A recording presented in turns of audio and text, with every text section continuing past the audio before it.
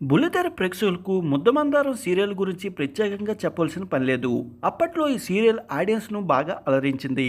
ఈ ధారావాహికలో ఐశ్వర్య పాత్రలో అద్భుతంగా యాక్ట్ చేశారు శాంద్ర జయచంద్రన్. శాంద్ర పుట్టింది వైజాగ్, అయితే పెరిగింది, చదువు అంతా హైదరాబాద్లో పూర్తి చేసింది.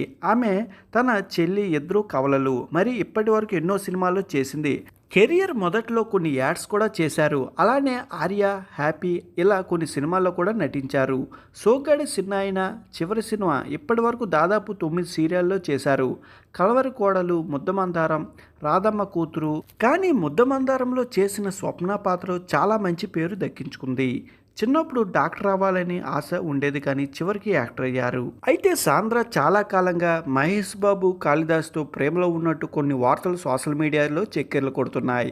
మహేష్ బాబు, కాళిదాస్ ఇప్పటికే మనసిచ్చి చూడు, శుభశ్యామ్ అనే సీరియల్లో యాక్ట్ చేస్తున్నారు. శుభశ్యామ్ అనే సీరియల్లో ఇద్దరు కలిసి నటించడం, ఇప్పటికీ కొన్ని వెకేషన్లో వెళ్ళడం, యూట్యూబ్ కూడా స్టార్ట్ చేయడంతో ఇదంతా నిజమే అని అనుకుంటున్నారు. అయితే సాంద్ర ఈరోజు గుడ్ న్యూస్ని షేర్ చేశారు.